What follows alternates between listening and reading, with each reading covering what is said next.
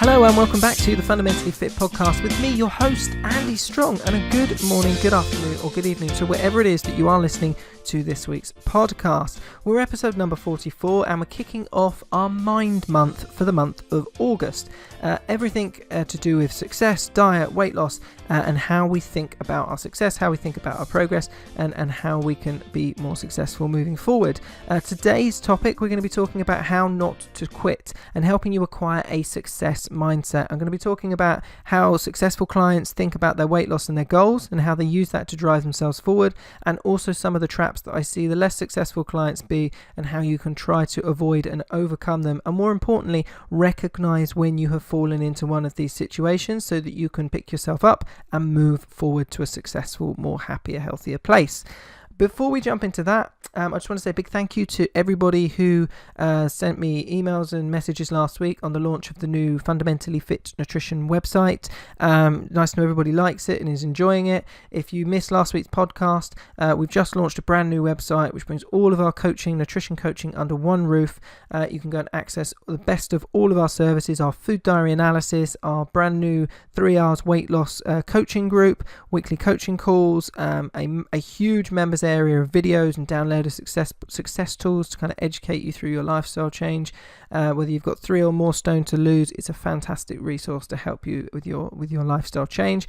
And if you just want to go check it out and you want a freebie, because everyone loves a freebie, go and pick up our free kitchen audit. It's a report that will basically walk you through how to make some smarter, healthier choices in your own kitchen, and there's even a link in there for you to access a free webinar where I will personally walk you through some of the lifestyle changes I made when I lost over 3 stone myself. So go and check that out if you haven't already, and sign up to the Fundamentally Fit newsletter. We'll let you know when the podcast goes live. I'll send you some recipes and some motivation to keep you inspired through the week and through the months ahead.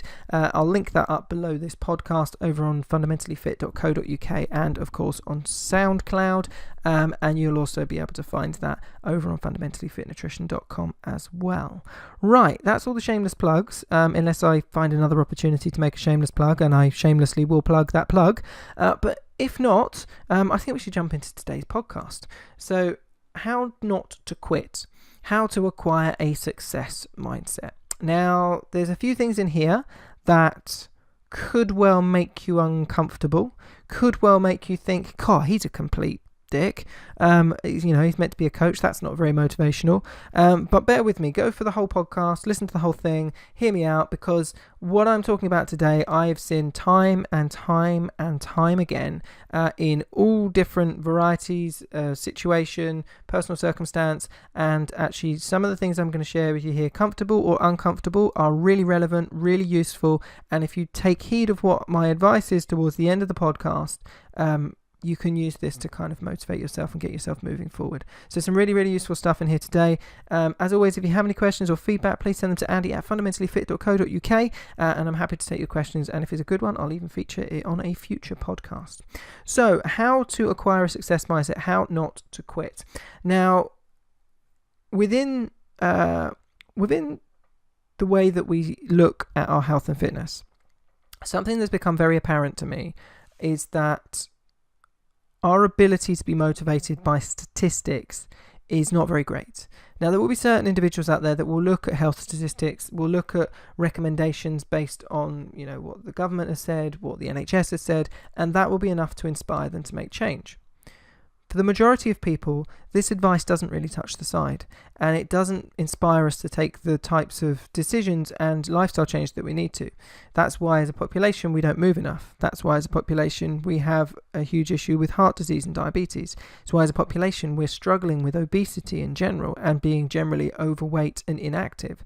So how do we move beyond this? And actually I'm gonna quote a few studies here in a moment, just to kind of prove my point. But as a whole, these statistics don't really motivate people into making really, really big, meaningful change. And that's a problem, because if we look at the statistics, they're really serious. And they don't make for the nicest reading, admittedly, but they are really, really serious for our overall health as a population. Whether we are healthy individuals ourselves or we have members of our family who are not, these statistics affect everybody. And if we are to, again, as I talk about quite often, limit the burden on the NHS, limit the burden on our friends and our family and ourselves, and this is not shaming people into doing things, but we have to take a more proactive stance, and we have to look a little bit deeper as to why we're struggling as individuals and as a community, and how we can be more successful.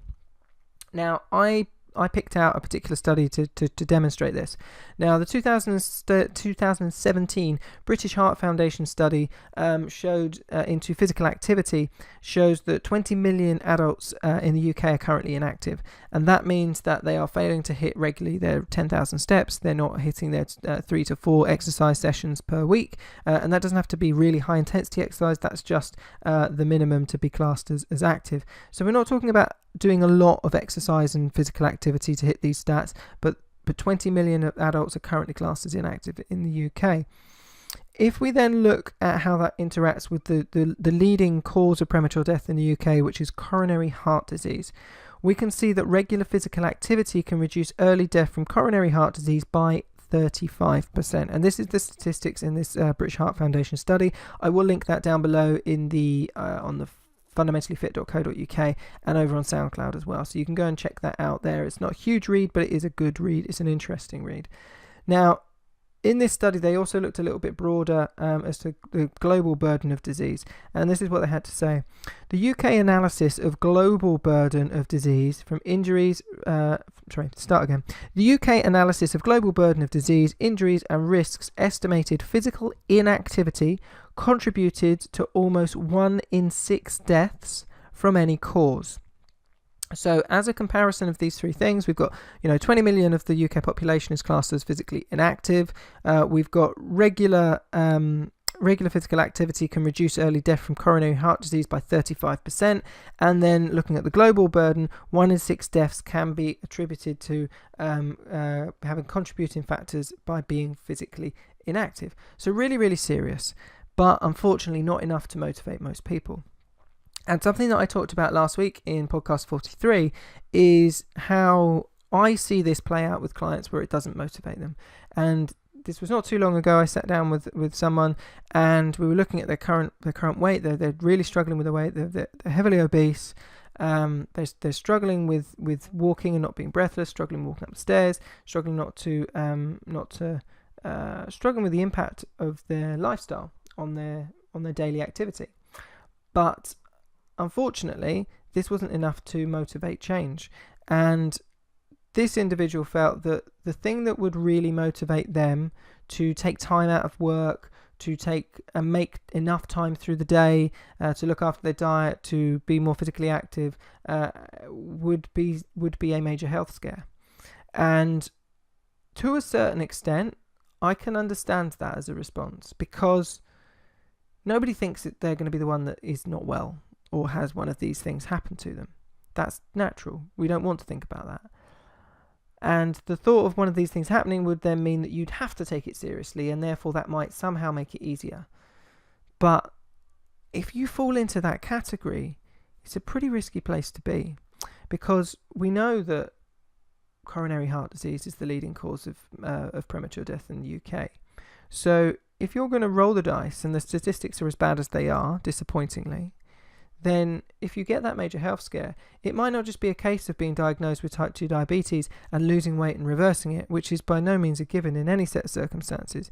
It might be something far more serious. It might claim your life, or it could put you in a position where it could dramatically alter the quality and standard of your living permanently.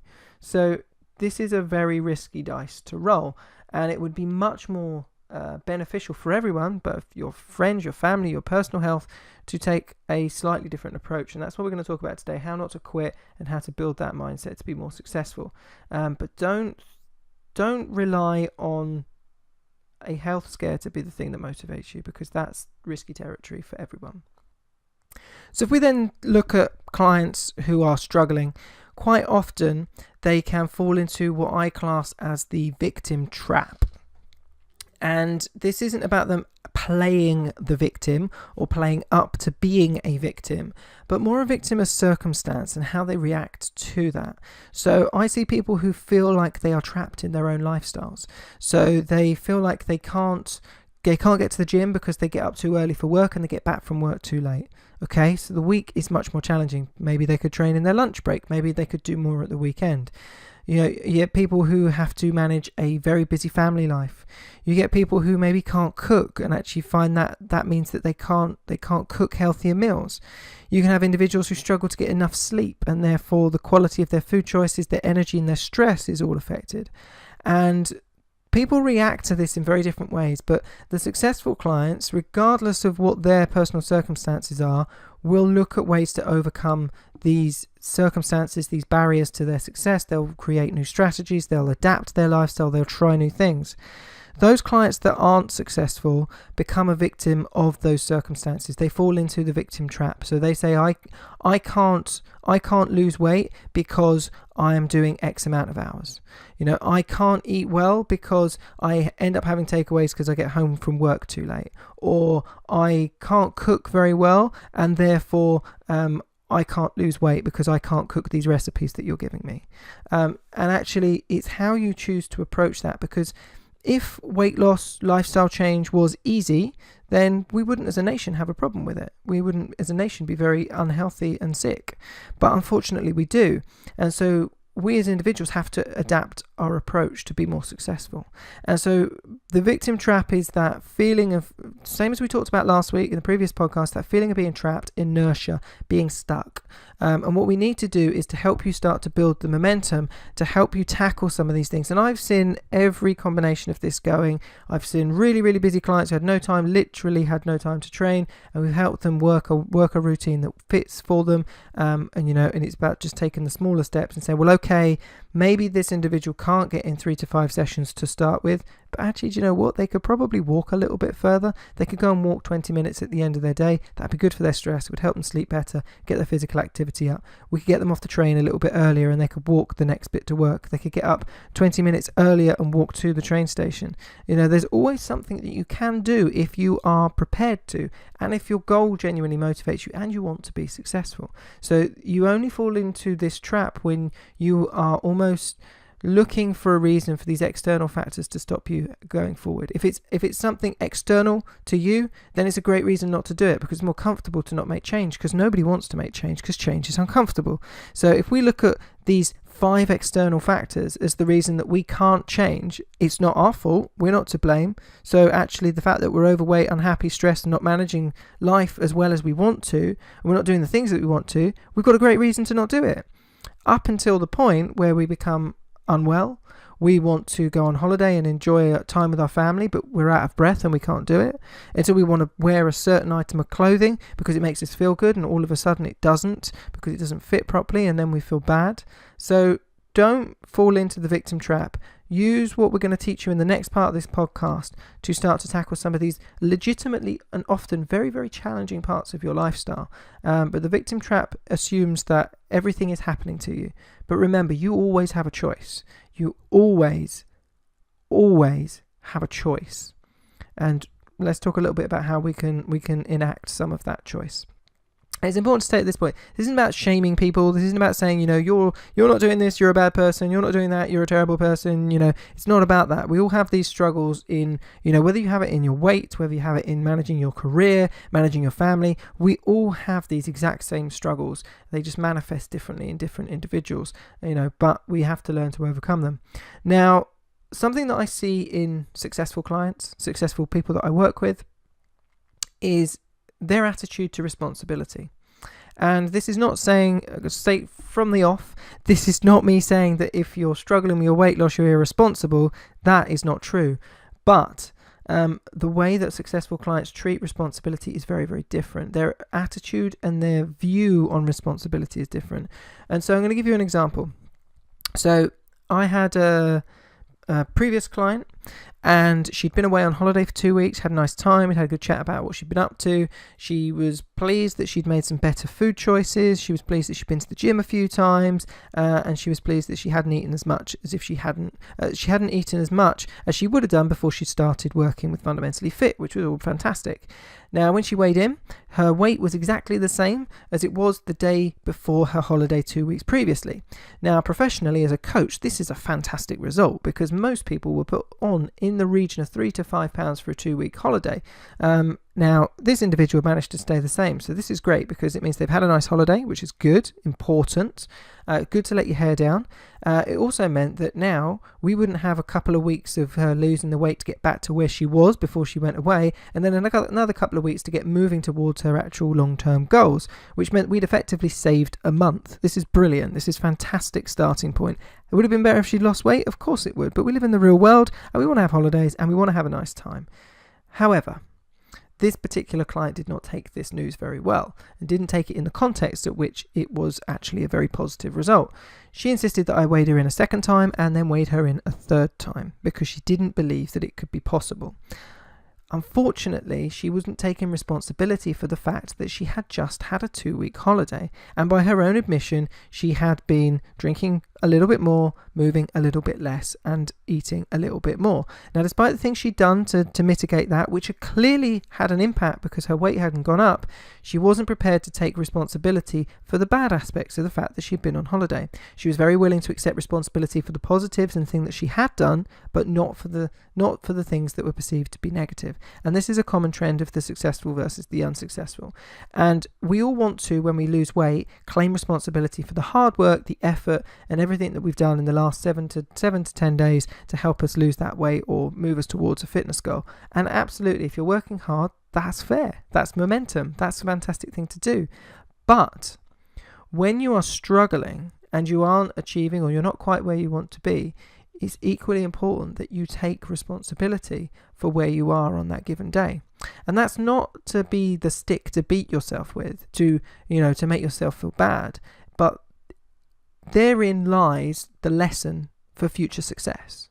So you can say on the day that you don't lose weight, well, actually, I put on a pound this week. What was the thing that held me back? What was different this week than the week before?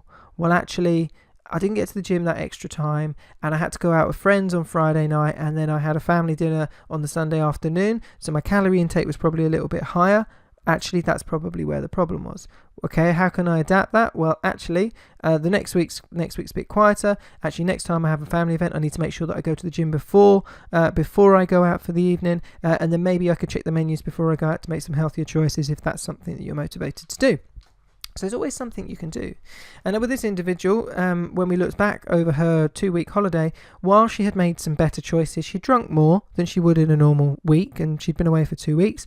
And also, she had actually walked quite considerably less. So despite the fact she'd been to the gym a couple of times, her daily physical activity was not in the 12 to 15,000 step range that it would normally be in. And therefore, this was enough for her weight to balance out. And actually to stay the same for 2 weeks and have a holiday, that's a fantastic result. And by the end of the session, I think she'd recognised this, but her reaction to it was to take responsibility just for the things that were good and absolutely not take responsibility for the things that she perceived to be bad, which in my professional opinion were not there in any case. But taking responsibility for the good and the bad is something that successful people do. And even when you are being successful, when next time you lose weight and you're happy and you're looking at the scales and think, yes, I've done it, I've lost another 2 pounds, I'm a couple of pounds off my weight loss goal, this is fantastic, or my next milestone, stop and think to yourself, right, I've lost X amount of weight this week. What did I do that I didn't do before? What am I maintaining that I didn't maintain before? What are the big lifestyle changes that are now becoming part of my routine? What are the big lifestyle changes that I need to make sure are part of my routine? If your weight has become static and then you suddenly lose 2 pounds, what did you change? Was it the food? Was it planning ahead? Was it the food that you were eating? Was it when you were eating? Was it your daily steps? Were they higher? Are you tracking them with your Fitbit? Did you do an extra session at the gym? Or did you reduce your alcohol intake? Or was it as simple as getting a full night's sleep so that you weren't eating as badly through the day through fatigue? whenever you're successful or unsuccessful, there are always lessons to be learned, and taking responsibility for success and failure in the context of learning how to overcome those barriers for the future are what successful clients do, regardless of where they find themselves at the start. So whether they've got no time to train, their diet is poor, they don't know how to cook very well, whatever those things are, they're not always easy to overcome, but if you're prepared to learn, then you can be successful. And that is what people do.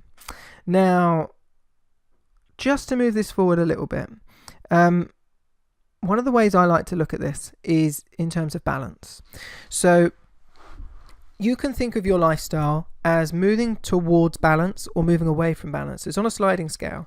And for this concept to work, you need to know and have a clear idea of what balance looks like. So if you know that I want to get X amount of hours a night sleep, I want to spend X amount of hours with my children, I want to have such and such a job, I want to get to the gym and do so many hours training, I want to train for this event, I want to hit this weight loss goal, I want to fit into this dress or this shirt. You need to have an understanding of what balance looks like. What would be a good outcome? What was sustainable? You know, what would that look like? Because once you have a clear idea of what balance looks like, then you can understand if you're moving towards balance or away from balance. So when you're struggling, you can say, well, actually, this week I feel like I'm moving away from balance. And the reason for that is because I didn't get enough sleep. So because I didn't get enough sleep over the weekend, my food choices have been poor on Monday and Tuesday. And actually, I missed going to the gym. So at this point, you can say to yourself, well, I'm moving away from balance. I don't feel good about this. My weigh-in 7 days' time is probably not going to be good if I carry on like this. So what can I do to address this balance in my life and get me moving back towards my ideal lifestyle? Well, actually, maybe instead of forcing myself to go to the gym, maybe I should have a couple of nights off from the gym and I should focus all my attention on eating well, hydrating, not drinking any alcohol or stimulants, and getting a couple of nights of extra sleep, good quality sleep, longer hours in the nest. And then that way you can set yourself up for the remainder of your week to be more successful, move those gym sessions later in the week, and actually see if you can't get your momentum back and moving back towards where you need to be. If you carry on as you are and you wait until the next weigh-in and the weekend to catch up, or to readdress it, you could have seriously impacted on your goals, because more fatigue leads to more takeaways, which leads to more poor eating, and all of those cycles that we end up in. So are you moving towards balance or are you moving away from balance? And this actually brings me to something which is a great little saying that I heard recently at the BTN Academy. It was from one of the other presenters, Dave Cortell. He's a mindset coach. Go check him out on Instagram and over on Facebook. He's fantastic. But he described it like this, and this is really important because most of the clients that I work with will have 3 or more stone to lose. It's the amount of weight that I lost, and so they're the clients that I really enjoy working with, and the challenges that go with that level of lifestyle change. And he said, he framed it like this: if you're telling yourself that you won't be happy, or if you're telling yourself that you will be happy when you have lost X amount of weight. So if you're saying to yourself right now, I will be happy once I've lost 3.5 stone, then what you're really saying to yourself is that I won't be happy until I have lost 3.5 stone. That's really powerful. That's really important. And that's something to consider, because if we think of our sliding scale and moving towards balance and away from balance, if we think about, are you falling into the victim trap, and are you taking responsibility for your successes and are you taking responsibility for your failures? Are you learning from them, or are you just focused on that one thing? And if you're focused just on that one thing, I won't be happy until I've lost 3.5 stone, or, whatever that weight may be, then what you're doing is you're missing out on all the opportunities in between, because you're just focusing on that one sole outcome. You're not learning how to manage your sleep. You're not learning how to manage your stress. You're not learning how to manage your career and your physical activity, your daily steps, your activities, your exercise. You're putting everything on one outcome. But in the time it takes you to lose that 3.5 stone, you might be sleeping better. You might be drinking less alcohol, which means that the quality of your sleep is deeper. You might not be snacking as much. You hopefully will have some fitness goals that you've attached, not just a weight loss goal. So, you might have gone from never being able to run to being able to do a park run, or you might have just done your first half marathon. And actually, if you put everything just onto the weight loss and saying, I won't be happy until I've done that, you put no value onto the places that you can get to in the interim. And it's those things that improve the quality of your life, the quality of your lifestyle, the quality of your activities of daily living. And actually those are the things that really do build the momentum. But if you put all the focus just on one thing, then you are falling into the same trap, because you're saying, well, all of these other things aren't important, they're just stopping me from doing this. And so having a clear understanding of where you want to be, having a clear understanding of what your lifestyle looks like, and are you moving towards that overall balance, or are you moving it away, is really, really important. And we've got, let me just see how we're cooking. Right, so we're pretty much on time. We're pretty much out of time. Just as a quick kind of thing to go and do off the back of this podcast, we haven't got time to talk about it today. It's fixed and growth mindset. It's how we think about all of these things. So are we very fixed? Do we feel that we cannot change the situation that we're in? Do we feel it's something that's happening to us? Do we feel it's something that is unchangeable? Or do you feel like you have a growth mindset? And growth mindset is somebody who feels that they need to learn how to overcome the problems, somebody who feels that they need to find the solutions. It's somebody who feels that they are ready to try new things and learn the key to be successful in whatever it is they're doing. So it's a fantastic concept. It's a fantastic book written by Carol S. Dweck. It's called Mindset. I'll link it up. There'll be a picture here or something. And do go check that out, because that builds on a lot of these concepts in a lot more detail. And if you're struggling with your success, if you're struggling with your mindset, and if you're off to the beach and you're feeling a bit disappointed where you are, pick that book up, take it with you, read it while you're on holiday, and put it to very good use. As always, if you want any support with your own health, fitness, lifestyle change, get in touch with Andy Strong at fundamentallyfit.co.uk. Head over to fundamentallyfitnutrition.com. You can always book in a free 20-minute coaching call, and we'll give you some advice and teach you a little bit about how our programs might be able to help you move forward as well. So that's today's podcast as part of Mind Month. How not to quit, how to acquire a successful mindset. We've talked about why facts and figures aren't successfully motivating enough of us to move to a happier, healthier place.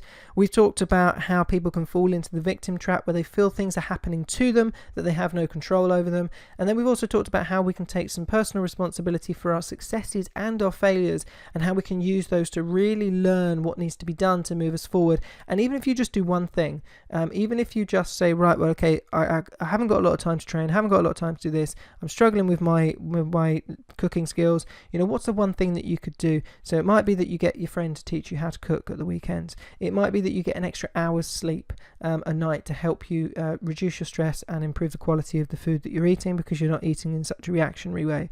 There's always something you can do, however big or however small, and taking responsibility for your successes and your failures means that you're learning, and it's all about learning.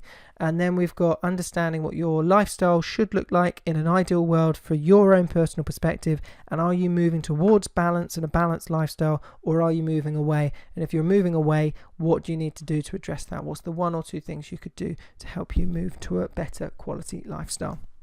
So go check out Mindset, Carol S. Dweck, and that is a fantastic read. Hope you've enjoyed the podcast here today. I've enjoyed delivering it as always. We'll be back next episode with Jonny Juviler of FourHealth Osteopathy. We're actually going to be talking about pain, how we perceive pain, how pain interacts with our daily lives, whether you're suffering from back pain from work, shoulder and neck pain, which is very common, or pain is affecting your sporting performance. We're going to be talking about all aspects of pain, how we think about pain, how we interact with pain, and how it has some unsuspecting impacts on the things that we choose to do. It's a great podcast. Really, really enjoyed having Jonny along again.